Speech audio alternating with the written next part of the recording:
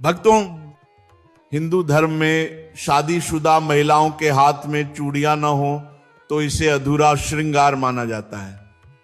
आज हम चूड़ियों से जुड़ी ऐसी जरूरी बातों पर चर्चा करने वाले हैं जिनका हर सुहागिन स्त्री के जीवन में बहुत गहरा महत्व है। चूड़ियां किसी सजावट की वस्तु मात्र नहीं होती, यह सुहाग, सौभाग्य और समृद्धि का प्रतीक मानी गई हैं। सबसे पहली बात, चूड़ियों का संबंध सीधे सीधे पति की लंबी आयु से माना गया है। 16 श्रृंगार में चूड़ियों का अपना विशेष स्थान है, लेकिन इन्हें धारण करते समय कुछ नियमों का पालन करना आवश्यक है। जब भी चूड़ियां धारण करें तो ध्यान रखें कि आपका मुंह दक्षिण दिशा की ओर न हो। यही नहीं, कांच की चूड़ियां सबसे शुद्ध मानी जाती है, परंतु कांच की चूड़ियां खरीदते समय उन्हें ठीक तरह से जांच लें। कई बार चूड़ियां पहले से ही हल्की सी छिटकी होती हैं।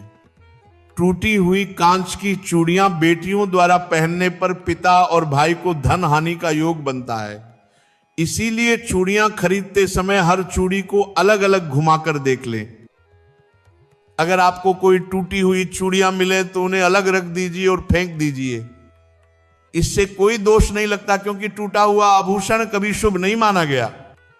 लेकिन यदि चूड़ियां टूटी नहीं है, सिर्फ पुरानी हो गई है, पहनने लायक नहीं लगती, तो अब उनका क्या करना चाहिए वो भी आगे बताऊंगा। सबसे पहले भक्तों, अगर आप चाहते हैं कि माता लक्ष्मी की कृपा आपके घर पर सदैव बनी रहे तो इस ज्ञान को ध्यान से सुनिए, क्योंकि ये केवल पारंपरिक बातें नहीं बल्कि पीढ़ियों से परीक्षित नियम है। अब अगला नियम, जब भी चूड़ियां पहने तो दोनों हाथों में बराबर संख्या में चूड़ियां ना पहने। एक हाथ में कम और दूसरे में अधिक चूड़ियां पहनना शुभ माना गया है। जैसे बाएं हाथ में 9 हो तो दाएं हाथ में 10। अगली बात, चूड़ियां धारण करते समय बाल खुले नहीं होने चाहिए। अगर बाल छोटे हैं और बांधना संभव नहीं है तो सिर पर पल्लू कर ले और फिर चूड़ियां पहने।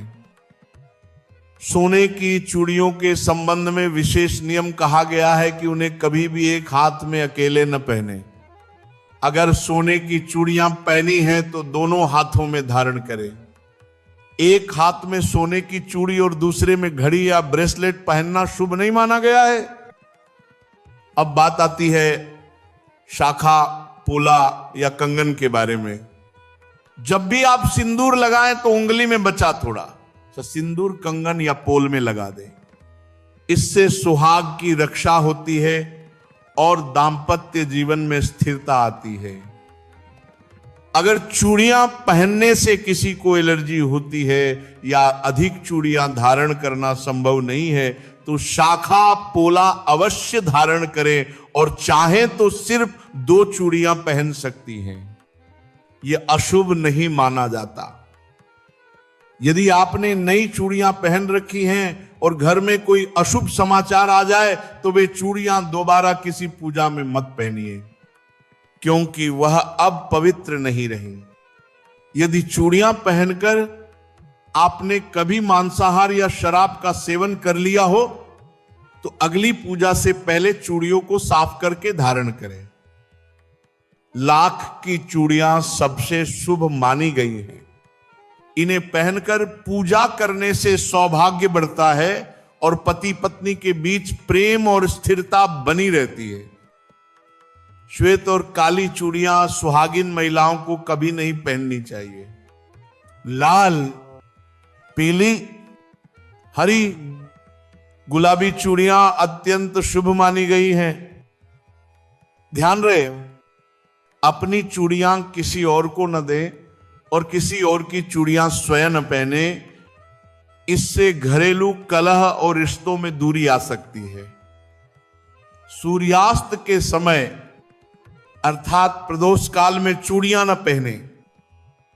सुहागिन स्त्री का हाथ कभी भी एक पल के लिए भी सूना नहीं रहना चाहिए।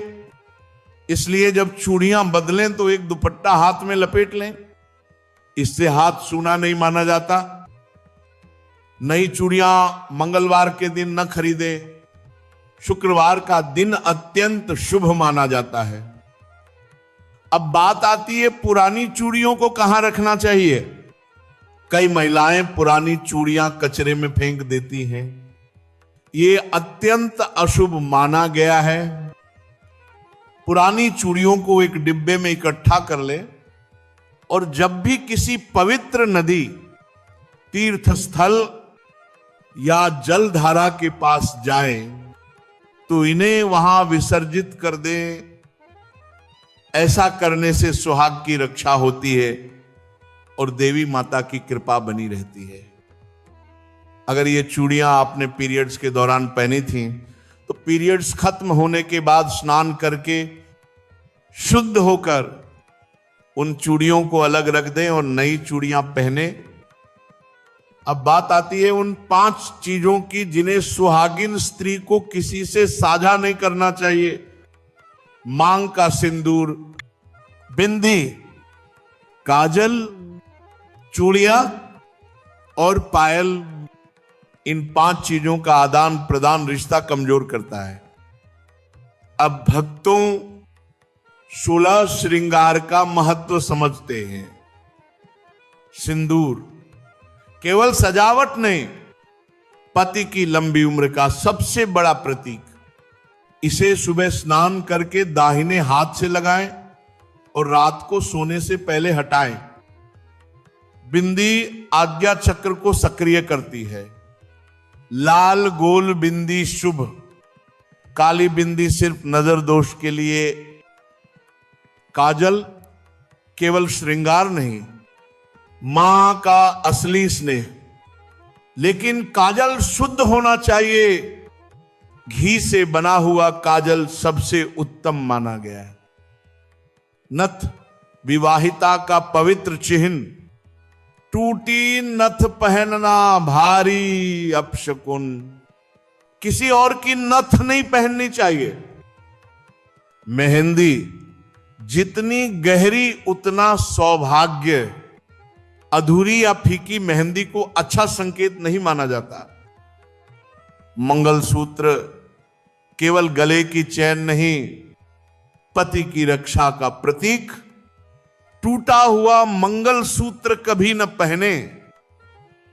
चूड़ियां उनकी खनक घर में सकारात्मक ऊर्जा भर देती है। टूटी या धुंधली चूड़ियों से वास्तु दोष लगता है। बिछिया और पायल हमेशा चांदी की पहने। सोने की पायल या सोने की बिछिया अत्यंत अशुभ मानी गई है। मांग टीका सिर के ब्रह्मस्थान पर लगता है। टूटा हुआ मांग टीका न पहने। अंगूठियां और बाजूबंद, लोहे की अंगूठी विवाहिता के लिए अशुभ मानी गई है।